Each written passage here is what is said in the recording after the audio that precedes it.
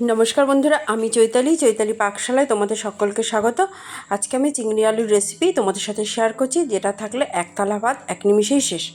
দেখো, ফার্স্টে আমি চিংড়ি মাছগুলোকে ভালো করে ধুয়ে নিয়েছি। ধুয়ে যা যা খোসা টোসা থাকে সব ছাড়িয়ে নিয়েছি। এবার এই চিংড়ি মাছটাকে আমি ভালো করে হলুদ আর নুন দিয়ে মাখিয়ে নেব। খুব ভালো করে মাখিয়ে নিয়ে 10 মিনিট মতন ঢেকে রেখে দেবো। আর এই দিকে দেখো, আমি কয়েকটা আলু নিয়ে নিয়েছি। আলুগুলোকে আমি ডুমো ডুমো করে কেটে নিয়েছি। আবার আরেক দিকে আমি কড়াইয়ে সর্ষে তেল দিয়ে তেলটাকে গরম করতে দিয়ে দিয়েছিলাম। তারপর আমি একটু হলুদ দিয়ে দিয়েছি। এবার আমি আলুগুলো ছেড়ে দিচ্ছি। এবার তেলের মধ্যে হলুদ দিয়ে দিলে না কালারটা খুব সুন্দর আসে। এবার আমি আলুগুলোকে খুব ভালো করে ভেজে নেব। গ্যাসের আঁচটা আমার মাঝারি কড়াই আছে।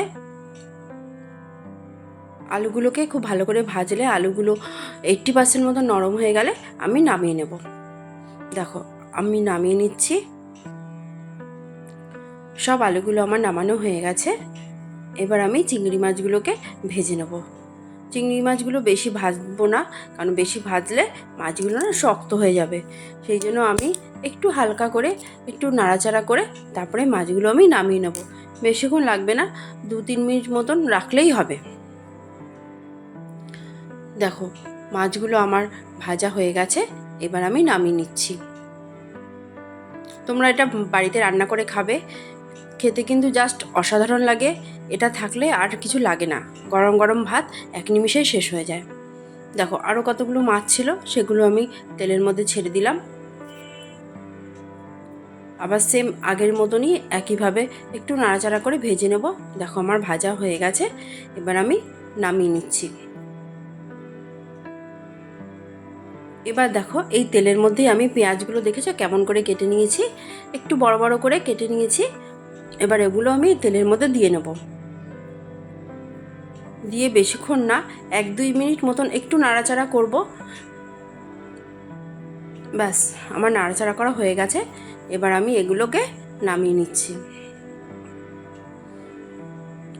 একটু গরম তেলের মধ্যে নাড়াচাড়া না করলে না পেঁয়াজগুলো দিয়ে কেমন একটা কাঁচা গন্ধ বেরোয়, সেই জন্য আমি একটু নাড়াচাড়া করে নিলাম। এবার এই তেলের মধ্যে আমি জিরে ফোড়ন দিয়ে দিলাম। আর কিছু গোটা গরম মশলা দিয়ে দেবো, 2-3টে মতন এলাচ, দারচিনি, লবঙ্গ।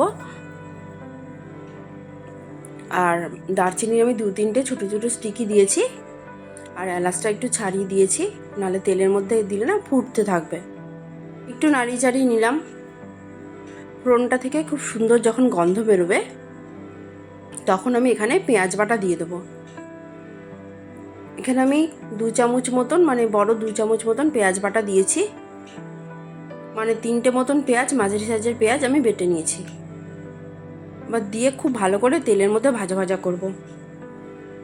ভালো করে না ভাজলে পেঁয়াজ দিয়ে কিন্তু কাঁচা গন্ধ বেরোবে। এবার এখানে আমি আদা রসুন বাটা দিয়ে দিলাম। খুব ভালো করে তেলের মধ্যে নাড়াচাড়া করে কষিয়ে নিতে হবে। একটু শুকনো শুকনো লাগছিল বলে জল দিয়ে দিলাম। ও, আর একটা কথা বলতে ভুলে গেছি, আমি যখন পেঁয়াজ বাটা দিয়েছি না, ওর সাথে আমি লঙ্কাও বেটে দিয়েছিলাম। মানে 7-8টা লঙ্কা একসাথে বেটে দিয়েছিলাম, ওটা আমি বলতে ভুলে গেছিলাম। এবার আমি একটা বড় সাইজের টমেটো পেস্ট এর মধ্যে দিয়ে দিলাম। দিয়ে সবগুলো একসাথে খুব ভালো করে কষিয়ে নেবো। এবার আমি গুঁড়ো মশলাগুলো দিয়ে দিচ্ছি। পরিমাণ মতন হলুদ দিয়ে দিলাম। আর 1 চামচ জিরের গুঁড়ো, 1 চামচ ধনের গুঁড়ো দিয়ে সবগুলো একসাথে মিশিয়ে নেব। খুব ভালো করে মশলাটা কষাতে হবে, না হলে না যখন রান্নাটা হয়ে যাবে খাওয়ার সময় কিন্তু একটা মশলার একটা কাঁচা গন্ধ বেরোবে। দেখো, মশলাটা আমার কষানো হয়ে গেছে, তেলটাও সেপারেট হয়ে গেছে। এবার আমি এই মাছ আর আলুগুলো একসাথে দিয়ে একটু নাড়িয়ে চাড়িয়ে নেব। সামান্য একটু জল দিয়ে দিলাম, কেন আমার নাড়ানো চাড়ানোর সময় না একটু শুকনো শুকনো মনে হচ্ছিল, তাই জল দিয়ে খুব ভালো করে নাড়িয়ে চাড়িয়ে নেব। 2-3 মিনিট মতো নাড়লে চাড়লেই হবে। এবার আমি জল দিয়ে দেবো পরিমাণ মতন, যে যেরকম ঝোল খাও সেই অনুযায়ী জল দেবে। তবে আমি বেশি জল দিইনি, হাফ গ্লাস মতন জল দিয়েছি, তার কারণ আমি একটু মাখো মাখো রান্নাটা করব, সেই কারণে। এবার পরিমাণ মতো নুন দিয়ে দিলাম। একটু নাড়িয়ে চাড়িয়ে নেব। এবার আমি ঢেকে রাখলাম, 10-12 মিনিট ঢাকলেই হবে। 10-12 মিনিট পর আমি ফিরে আসলাম। দেখো, ঝোলটাও অনেকটা মজে গেছে, আলুগুলো আমার নরম হয়ে গেছে। একটু নাড়িয়ে চাড়িয়ে নিচ্ছি। তোমাদের যদি ভালো লাগে লাইক করবে, সাবস্ক্রাইব করবে, অবশ্যই বাড়িতে রান্না করে খাবে। আর আমি যেই পেঁয়াজগুলো ভেজে রেখেছিলাম সেগুলো ওর মধ্যে দিয়ে দিলাম। দিয়ে বেশিক্ষণ না, 3-4 মিনিট মতো নাড়াচাড়া করলেই হবে। এবার গোটা গরম মশলা না, এমনি শাহি গরম মশলা যেটা আছে গুঁড়ো, সেটা দিয়ে দিলাম। আর সামান্য একটু নুন দিয়ে দিলাম, আমার নুনটা কম মনে হচ্ছিলো। আর সামান্য একটু চিনি দিয়ে দিলাম। এইটুকু চিনি দিলে মিষ্টি হবে না, তবে টেস্টের একটা ব্যালেন্স আসবে, খেতে ভালো লাগবে। আমার রান্নাটা অলমোস্ট হয়ে গেছে।